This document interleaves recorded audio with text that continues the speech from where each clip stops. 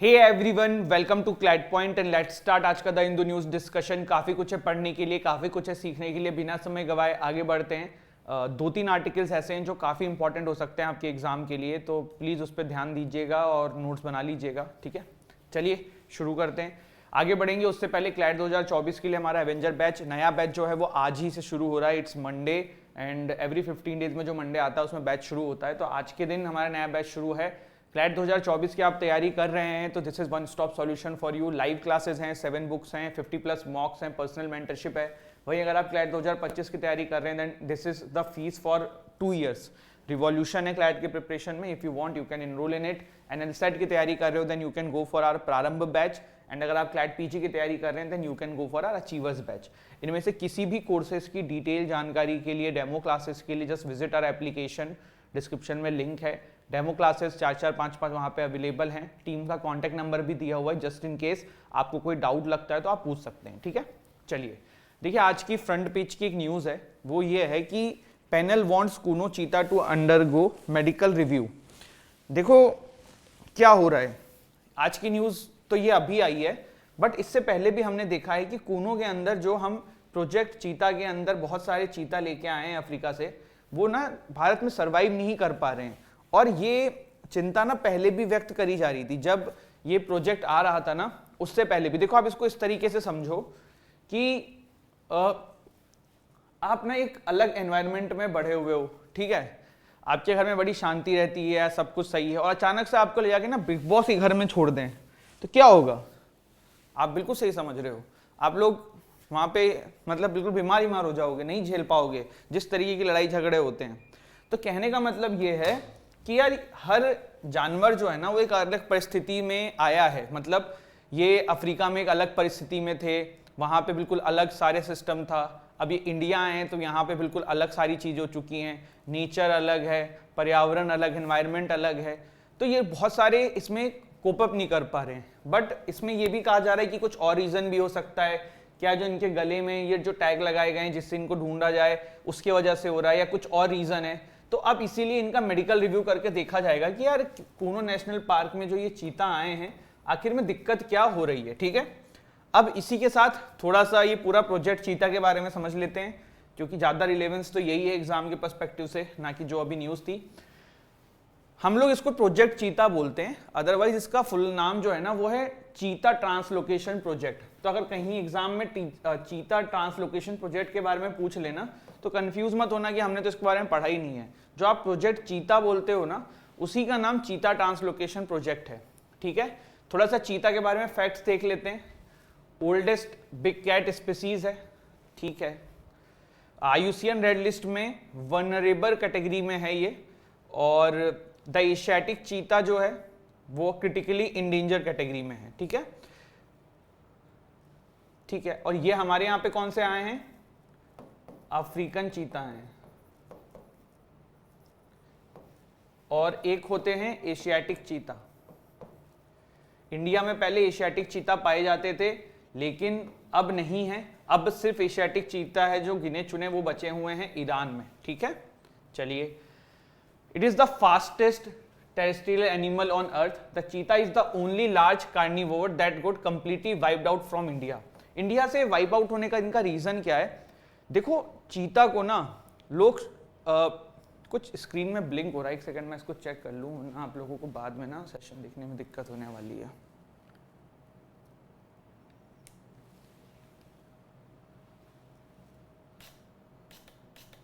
Just give me a second guys.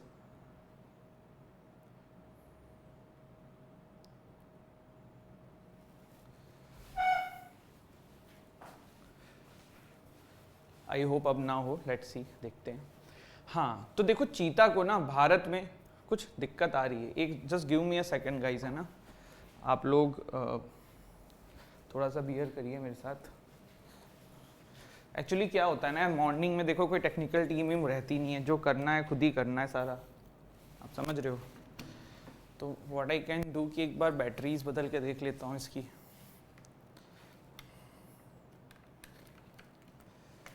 आप भी कह रहे हो कि सर कहाँ डिस्टर्ब कर दिया आपने, सुबह सुबह पढ़ रहे थे हम।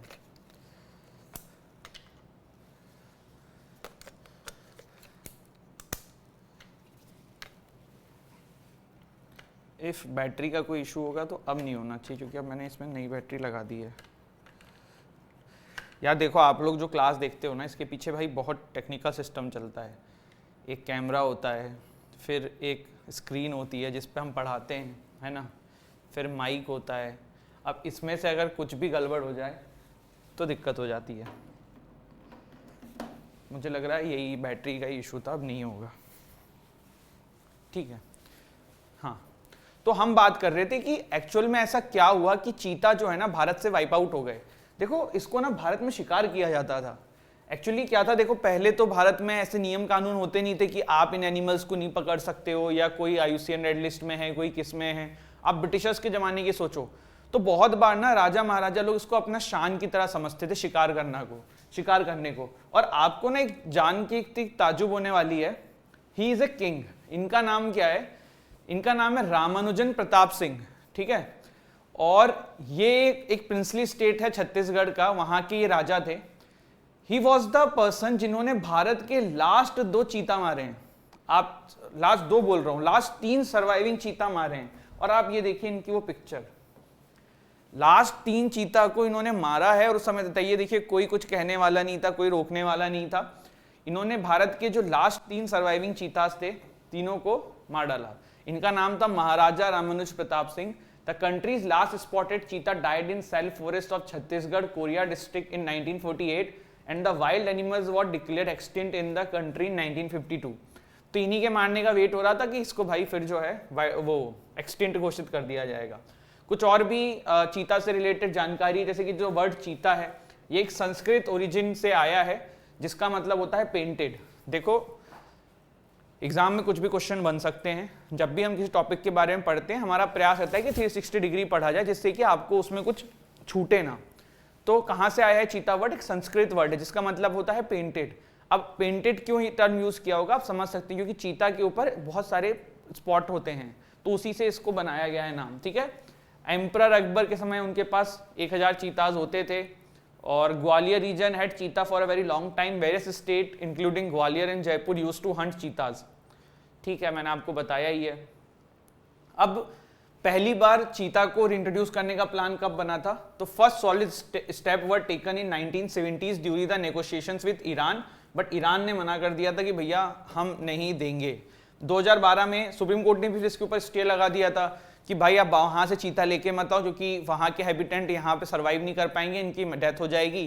पर 2012 में सुप्रीम कोर्ट ने इसके ऊपर से स्टे हटा दिया। ऐसा नहीं था कि एनडीए की सरकार का ही प्लान था, पहले भी गवर्नमेंट ने ये प्लान किया हुआ था। इट जस्ट कि मोदी जी के टेन्योर में आया है। तो फिर बाद में जब इसके ऊपर से स्टे हटा, देन जो 2012 के अंदर हमने देखा कि जब ये सुप्रीम कोर्ट ने स्टे हटा दिया, तब चीता को रीइंट्रोड्यूस कर दिया गया इंडिया में, ठीक है। तो यही था। इसके बाद आपने मोदी जी के टेन्योर में देखा ही कि चीता अलग अलग फेज में आए हैं। प्रोजेक्ट चीता, द इंट्रोडक्शन ऑफ चीता in India is being done under the project चीता नेम। ये सब वैसे पढ़ा हुआ है आपने, इसलिए मैं इसमें ज़्यादा डिटेल में बहुत फास्ट कर रहा हूँ, स्लो नहीं कर रहा हूँ। वर्ल्ड का first intercontinental large wild carnivore translocation project है। कहाँ पे इसको लाया गया है? तो KNP में, कूनो नेशनल पार्क में, जो कि MP में एस्टेब्लिश हुआ है 1981 में as a wild life sanctuary. 2018 में इसको नेशनल पार्क का दर्जा मिला है। इसके बारे में पता होना चाहिए, अगर इस पे क्वेश्चन आएगा तो इस पे भी बन सकता है। Part of the खातिरगिर dry deciduous forest, ये काम का नहीं है, दैट्स इट, ठीक है। And Kuno Palpur wild life sanctuary is underway to become India second home for the Asiatic lion. ये भी गुजरात से ट्रांसलोकेट करने की बात चल रही है। देखो, मध्य प्रदेश को tiger state of the India भी आई थिंक कहते हैं। One of the most tigers in India are found in Madhya Pradesh. सबसे ज़्यादा फॉरेस्ट लैंड भी है वहाँ पे, और काफ़ी सारे टाइगर रिजर्व्स हैं। जैसे कि रिसेंटली एक मैं टाइगर रिजर्व में गया था MP में, जिसका नाम था पन्ना टाइगर रिजर्व, ठीक है। अब अफ्रीकन एंड एशियन चीता में थोड़ा सा डिफरेंस समझ लो, जो आपके एग्जाम में बन सकता है। IUCN रेड लिस्ट पता होनी चाहिए दोनों की, मैंने बताया। अफ्रीकन चीता जो है वो वनरेबल की कैटेगरी में है, वहीं IUCN में एशियाटिक चीता जो है क्रिटिकली इंडेंजर्ड है, जो कि सिर्फ अब ईरान में पाया जाता है। अगर हम इनकी शक्ल सूरत की बात करें तो अफ्रीकन चीता इज मोर थोड़ा सा डार्कर, एशियाटिक चीता थोड़े से लाइट होते हैं, और ये छोटे भी होते हैं साइज में। इसीलिए इनको इंडिया में शिकार और ये सारी चीज़ें करी जाती थी, क्योंकि इनको पकड़ना ईजी होता था। और क्योंकि ये बहुत फास्ट भी भागते थे तो उस समय के लोग भी इसको as a pride and shine की तरह यूज करते थे। इवन आप ये इमेजेस देखेंगे तो यू विल फील कि किस तरीके से इनको देखा जाता था।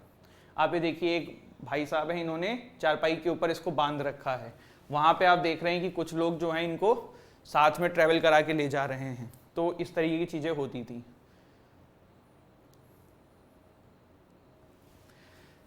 इसके बाद देखो एक न्यूज है, commonly found cicada species sheds foreign tag to embrace India's identity. देखो इस तरीके के क्वेश्चन ना यूपीएससी एग्जाम में बहुत आते हैं, साइंस एंड टेक वाले, छोटे छोटे जीव जंतु के ऊपर। क्लैट में मैंने इस तरीके का क्वेश्चन नहीं देखा है, पर न्यूज में है तो अपने को पता होना चाहिए कि क्या है मामला। ठीक है, तो देखो इसका नाम है पुराना चीवड़ा करके, एक ये छोटा सा आपका इसको कीड़ा ही बोलेंगे कुछ इस तरीके का जो भी है ये। तो इसको ना पहले नाम, जो इसका नाम, इसको जिस नाम से इसको जाना जाता था वो नाम था यहाँ पे मिस्टेकन फॉर पुराना टाइग्रीना। ठीक है, मलेशिया में ऐसा एक सेम जीव पाया जाता था तो उसी के नाम पे इसको पुराना टिग्रीना के नाम से जानते थे। बट अब ये बात समझ ली गई है, ये बात मान ली गई है कि मलेशिया वाला वो दूसरा प्राणी है, ये दूसरा प्राणी है और इसका नाम जो है पुराना चीवड़ा करके सामने रख दिया गया है। ठीक है, एग्जाम में नहीं पूछेंगे, क्लैट में तो नहीं आता है, तो वो है। एक देखो अभी इंडिया फ्रांस की समिट हुई है तो काफ़ी सारी चीज़ें हैं, प्राइम मिनिस्टर मोदी जी मिले हैं मैक्रोन जी से। तो कुछ पार्ट तो हमने कल डिस्कस कर लिया था, परेड वाला, परेड का इतिहास और अभी नया नया जो क्या क्या हुआ है। अब पूरा समराइज जो है ना एडिटोरियल से हो जाएगा कि क्या क्या चीज़ें निकली हैं जो आपके एग्जाम में भी पूछी जा सकती हैं। ठीक है, चलिए तो देखना शुरू करते हैं। यहाँ पे देखिए 25 ईयर्स ऑफ इंडिया फ्रांस की पार्टनरशिप हुई है। भारत के prime minister Narendra Modi ji France में मिलने गए, उनके प्रेसिडेंट इमैनुअल मैक्रोन साहब से दिल्ली में G20 समिट में आने से पहले अभी मुलाकात हुई है। बेस्टाइल डे परेड के बारे में मैंने पूरा आपको बता दिया है। ठीक है, अब यहाँ पे देखो एक टर्म यूज हुई है, होरिजन 2047। आपको दिख रहा है ना, थोड़ा सा उधर कट रहा है, ये देखो टर्म यहाँ पे यूज हुई है, होरिजन 2047। तो ये क्या है, अगले 25 ईयर्स के लिए इंडिया और फ्रांस का जो प्लान है ना कि कैसे रिलेशन को मजबूत किया जाएगा, इसी का नाम होरिजन 2047 है। कहीं एग्जाम में आ जाए कि होरिजन 2047 की इन दो कंट्रीज के बीच में कुछ हुआ है तो वो थोड़ा आपको पता होना चाहिए, कनेक्ट होना चाहिए। ठीक है, अब किन किन चीजों पे हमने कोऑपरेट करने को कहा है, तो डिफेंस लिख देता हूं मैं। वैसे यार ये सब देखो ना सारे ही होते हैं, इसमें कुछ छूटता तो है नहीं। डिफेंस हो गया, ठीक है, फिर हो गया स्पेस, फिर न्यूक्लियर एनर्जी, क्लाइमेट चेंज, सब देखो यहाँ पे लिखा हुआ है। I am just writing it because मुझे ऐसा लग रहा है कि आप लोगों को दिख नहीं रहा होगा। ग्रीन ट्रांजिशंस, ठीक है। इसके बाद आपको पता है कि जो परेड हुई थी इसमें हमारी तीनों सेना जो है उन्होंने पार्टिसिपेट किया था। भारत ने बोला है कि हम आपसे राफेल लेंगे, स्कॉर्पियन सबमरीन लेंगे, ये मैंने लास्ट सेशन में आपको बता ही दिया है। ठीक है, और देखो फ्रांस का रिलेशन ना बाकी यूरोपियन कंट्रीज से कंपैरेटिवली इंडिया से थोड़ा अलग रहता है। क्यों रहता है, देखो मैं आपको बताता हूँ। इंडिया के जब इंटरनल मैटर्स होते हैं, चाहे जम्मू कश्मीर वाला था या कुछ भी था, तो फ्रांस ना नहीं बोलता है। बाकी यूरोपियन कंट्रीज बहुत बोलते हैं कि ह्यूमन राइट वायलेशन हुआ है, ये हुआ है, वो हुआ है, लेकिन फ्रांस ना ओपनली कभी भारत को ऐसे क्रिटिसाइज नहीं करता। अभी देखो यूरोपियन पार्लियामेंट ने एक ह्यूमन राइट क्राइसिस तरीके का बताया है मणिपुर में और उन्होंने रिजोल्यूशन पास किया है। यूरोपियन पार्लियामेंट में ये जब हुआ उसी समय prime minister Modi ji France गए, लेकिन फ्रांस ने इस बारे में कोई चर्चा नहीं करी। सेम इंडिया ने भी देखो क्या हुआ कि फ्रांस में बहुत ज़्यादा ह्यूमन राइट वायलेशन हो रहा है, वहाँ पे भी प्रोटेस्टर्स हो रही है, मैंने आपको बताया प्रोटेस्टर्स को मारा भी गया है। तो भारत ने भी इस विषय को नहीं उठाया है। फ्रांस ने पास्ट में भी भारत के साथ कभी भी इस तरीके का व्यवहार नहीं किया है। जैसे कि देखो जब भारत ने न्यूक्लियर टेस्ट किया था तो उनके ऊपर सैंक्शंस लगाए थे यूरोपियन कंट्रीज ने, तो फ्रांस ने नहीं लगाए थे। तो फ्रांस एंड इंडिया का रिलेशन काफी समय से अलग रहा है, अच्छा रहा है और अभी भी आगे वो अच्छा बढ़ते हुए नजर आ रहा है। ये चीज इस एडिटोरियल में लिखी हुई है। ठीक है, चलिए राहुल गांधी जी के डिफेमेशन वाला पूरा मामला है, ये हमने 50 बार डिस्कस किया हुआ है। इसमें ये आया हुआ है कि भाई पहले क्या हुआ था मामला, फिर हाई कोर्ट ने जो रिजेक्ट कर दिया उसके बारे में आ रहा है, तो ये हमने डिस्कस कर रखा है, रिपीट नहीं करेंगे। ठीक है, यहाँ पे देखिए सुप्रीम कोर्ट कॉलेजियम के ऊपर एक पूरा आर्टिकल आया है, 50 बार हमने ये भी डिस्कस कर रखा है। अगर आपको ये फिर से देखना है सीधे जाइए यूट्यूब पे, लिखिए क्लैट पॉइंट और कॉलेजियम सिस्टम, आपको कोई भी द हिंदू जिसमें ये डिस्कस हुआ होगा सबसे ऊपर आ जाएगा, वो देख लेना। ठीक है, कुछ शॉर्ट न्यूज हैं। अभी एक इंपॉर्टेंट आर्टिकल चंद्रयान 3 है लास्ट में, तो थोड़ा फोकस अपना बना के रखना। यहाँ पे पहला एक आर्टिकल है कि British French celebrity and style icon dies at 76। CLAT में तो नहीं पूछते हैं ऐसे, लेकिन ओलेट में पूछ सकते हैं। काम का नहीं है, ये भी काम का नहीं है। यहाँ पे देखो, morality police return in Iran 10 months after Amini's death. पहले तो जान लो कि मॉरल पुलिसिंग क्या है ईरान की। देखो, मॉरल पुलिसिंग ईरान की ना एक ऐसी टीम रहती है पुलिस की जो वुमेन्स को सही तरीके से, जैसा उनको लगता है उस तरीके से क्लोथ्स अगर वो नहीं पहनती हैं, उस तरीके से वो अपने हेयर्स को नहीं रखती हैं, अपने हेयर्स को कवर करके नहीं रखती हैं, तो ये पुलिस आके फिर उनको तंग करती है, उनसे कहती है कि आप ऐसा करिए। तो ये है इनकी वहाँ की मॉरल पुलिसिंग। एक्चुअली ये वुमेन्स को टॉर्चर करने के लिए उन्होंने बना रखी है। शरीयत लॉ फॉलो करवाते हैं जिसमें वो जिस तरीके से उनके हिसाब से वुमेन्स होनी चाहिए, अगर उसके अगेंस्ट में किसी ने कुछ क्लोथ्स पहने हैं या उस तरीके का कुछ मेकअप किया है या जो हिजाब है वो ढंग से नहीं पहना है, तो फिर वो उसको इन्फोर्स करते हैं। तो ये बंद हो गया था बीच में जब अमीनीस की डेथ हुई थी। आपको पूरी कंट्रोवर्सी याद होगी कि एक 22-23 साल की एक युविका थी, गर्ल थी, उनकी डेथ हो गई थी इसी मॉरल पुलिसिंग के चक्कर में। तो उसके बाद ईरान ने कुछ दिन के लिए बंद कर दिया था, बट अब ये काफ़ी समय हो चुका है और फिर से ये अचानक से सड़कों पे ये मॉरल पुलिसिंग नज़र आने लगी है। तो यही ये न्यूज़ है, ठीक है। अब हम देखो चंद्रयान 3 को बहुत डिटेल में डिस्कस करेंगे, थोड़ा समझते हैं चंद्रयान 3 क्या है, ठीक है। पूरी चीज़, इस इमेज को बाद में समझाऊंगा, पहले आप थोड़ा सा इस पे समझते हैं। लैंडर क्या होता है, रोवर क्या होता है, पहले ये बेसिक टर्म्स हैं, इसको समझ लो जिससे कि आपको समझ में आ जाएगा। देखो, रोवर क्या होता है ना, एक आप समझ लो कि छोटी कार जैसी मशीन होती है जिसमें टायर्स वायर्स लगे रहते हैं और ये सतह पे जाके चलेगा, ठीक है। जैसे लैंडर का काम क्या है कि भाई वो आउटर स्पेस से लैंड कराते हुए मून की सतह पे पूरे के पूरे जो लैंडर प्लस रोवर का एक बॉडी है उसको लेके आए। और रोवर का काम क्या है, ये लेमन लैंग्वेज में आपको समझा रहा हूं, बस आप समझो। रोवर का काम क्या होता है कि जब लैंडर एक बार लैंड कर जाए तो उसमें से रोवर निकल के पूरी सतह पे चले और जो भी डेटा उनको इकट्ठा करना है वो करे, ठीक है। क्लियर हुई इतनी बात, चलिए ठीक है। अब सबसे पहले देखो चंद्रयान 3 पे हम आए, उससे पहले चंद्रयान 1 और 2 के बारे में थोड़ा थोड़ा देख लेते हैं। चंद्रयान 1 जो है वो नॉर्थ पोल पे गया था। मुझे आप सभी लोग कमेंट सेक्शन में बताना कि चंद्रयान 1 भारत ने किस ईयर में लॉन्च किया था, ये सभी को मुझे कमेंट सेक्शन में बताना है। तो it was lost after 1 year. ऐसा नहीं है कि चंद्रयान 1 जो है वो फेलियर था। चंद्रयान 1 ने 1 साल काफी अच्छा काम किया, काफी सारे डेटा कलेक्ट किए, 1 साल के अंदर उन्होंने काफी सारा डेटा दिया, बट एक दिन सडनली ही उससे कनेक्शन जो है वो हमारी इसरो का खत्म हो गया और उसके बाद it was lost after 1 year, ठीक है। तो ये था चंद्रयान 1। फिर चंद्रयान 2 जो है ये 19 में गया था, साउथ पोल के ऊपर इसको भेजा था हमने, मून के साउथ पोल पे। इसमें देखिए 3 कंपोनेंट थे, पहला था ऑर्बिटर, दूसरा था लैंडर और तीसरा था रोवर। ऑर्बिटर का काम क्या है कि मून के चारों तरफ चक्कर काटना और पहले वहां से सारी पिक्चर, सारे डेटा, सब कुछ कलेक्ट कर लेना। जब वो हो जाए तब उसके बाद लैंडर के थ्रू लैंड करना एंड देन रोवर उसमें से निकल के सारी सतह पे चलेगा। चंद्रयान 2 पे क्या हुआ, ऑर्बिटर वाला काम तो बिल्कुल सही हुआ, पर जब लैंडर का काम आया ना, तो लैंडर जब लैंड करने के लिए मून पे गया तब कुछ भी मतलब टेक्निकल ग्लिच आया होगा, इसरो का कंट्रोल खत्म हो गया इसके ऊपर से। तो लैंडर ना जो स्पीड होनी चाहिए थी उससे 10 गुना ज्यादा स्पीड से लैंड पे मून पे लैंड करने की कोशिश करता है, जिसकी वजह से वो क्रैश हो जाता है। और इसी वजह से चंद्रयान 2 में जो है ऑर्बिटर वाला काम तो हो जाता है, लेकिन लैंडर एंड रोवर जो है ना ये काम नहीं कर पाते हैं। लैंडर का नाम चंद्रयान 2 में विक्रम था और रोवर का नाम जो है आपका वो प्रज्ञान था, ठीक है। ये चंद्रयान 2 की बात हो रही है। आप सभी को वो इमेज याद होगी कि जब प्राइम मिनिस्टर मोदी जी के सामने जो है इसरो के हेड जो हैं वो रो रहे होते हैं और प्राइम मिनिस्टर मोदी जी उनको फिर गले लगाते हैं, तो वो चंद्रयान 2 के ही दौरान हुई थी। और वो इसीलिए हुई थी क्योंकि ऑर्बिटर वाला काम तो हो गया था लेकिन लैंडर एंड रोवर वाला काम नहीं हुआ था। देखो आप ये देख रहे हो, दिस इज क्या, लैंडर, और इसी के अंदर होता है आपका रोवर।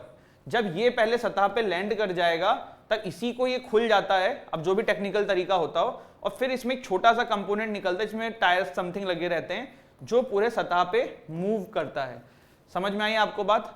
अब आप बोलोगे कि सर ये साउथ पोल पे ही क्यों ज्यादा इंफेसिस कर रहे हैं हम लोग। तो देखो साउथ पोल पे इसलिए कर रहे हैं मून पे क्योंकि साउथ पोल में ऐसा बताया जाता है कि ज्यादा मिनरल्स और ऐसी इंपॉर्टेंट चीजें निकल सकती हैं जो हमारे लिए फ्यूचर में काम में आ सकती है।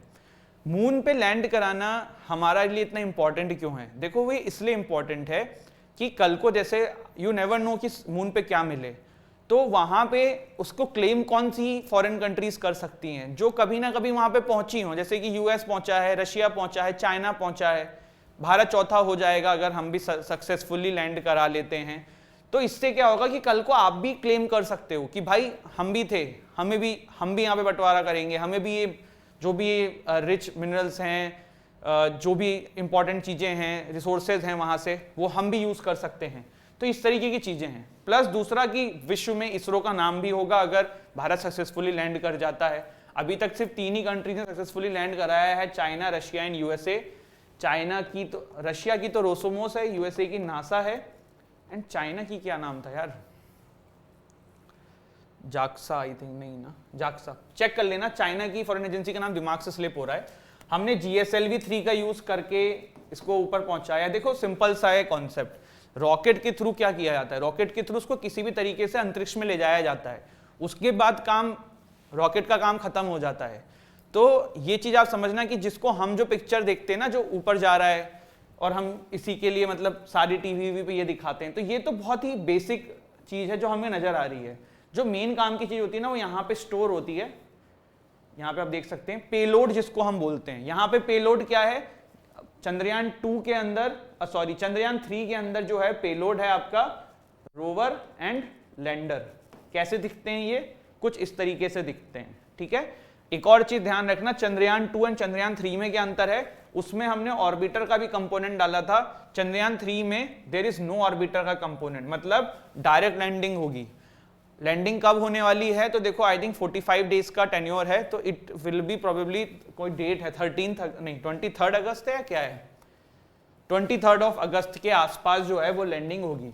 तब हम लोगों को फिर लाइव देखने को मिलेगा कि सक्सेसफुली होती है कि नहीं होती है। ऑल्दो वी ऑल होप कि ये आराम से सक्सेसफुली हो जाए। तो GSLV की फुल फॉर्म क्या है, जिग्नोरस सैटेलाइट लॉन्च व्हीकल मार्क 3, इसका यूज करके जो है इसको जियो स्टेशनरी ऑर्बिट में भेजा गया है। ये लॉन्च व्हीकल किस यूज में आते हैं, ये सैटेलाइट्स को जियो स्टेशनरी ऑर्बिट्स में भेजने के लिए, अंतरिक्ष में भेजने के लिए काम में आते हैं। तो this is what you all needed to know about Chandrayaan. ऐसा कुछ भी नहीं है कि बहुत अलग ना था, बेसिक चीजें हैं, लेकिन मैं बहुत ये एक चीज देखता हूँ स्टूडेंट्स के अंदर। कल ही मैंने ये चीज देखी, इसलिए मैं बोल रहा हूँ। एक स्टूडेंट का फोन आया, वो चंद्रयान रट रहा था, तो मैंने उससे पूछा कि बेटा रोवर क्या होता है, लैंडर क्या होता है, ऑर्बिटर क्या होता है, तो वो बेसिक चीज नहीं पता थी। तो ये आप ध्यान रखना, आप, मैंने आपको बता दिया है, बाकी अब आपको कुछ भी इसमें ऐसा नहीं जो समझ में नहीं आएगा। देखो जो चारों तरफ चक्कर काटेगा मून के, वो ऑर्बिटर कंपोनेंट होता है, जो लैंड कराएगा वो आपका लैंडर होता है, और जिसको जहां पे चलना है वो रोवर होता है। बिल्कुल सिंपल लेमन लैंग्वेज में समझ लो। इसके बाद इसको आप जब पढ़ोगे इस आर्टिकल को, चाहे मैगजीन्स में, चाहे यहाँ, चाहे कहीं, आपको सब समझ में आएगा। पर यही बेसिक चीज समझ में नहीं आती स्टूडेंट्स को, फिर वो रटने में लगे रहते हैं, तो उनको लगता है कितना टफ है ये। टफ ऑफ कुछ नहीं है, बट द थिंग इज कि बेसिक्स हमारी क्लियर नहीं है, जो मैंने अभी कर दी है। और क्या है ये भी मैंने बता दिया है, नोट्स बना लेना, जो जो बोला है सारी चीजें नोट कर लेना, ठीक है। तो I hope you have find this video useful. Don't forget to like, share, subscribe the channel. हंसते रहो, मुस्कुराते रहो, पढ़ाई करते रहो। जय हिंद, जय भारत।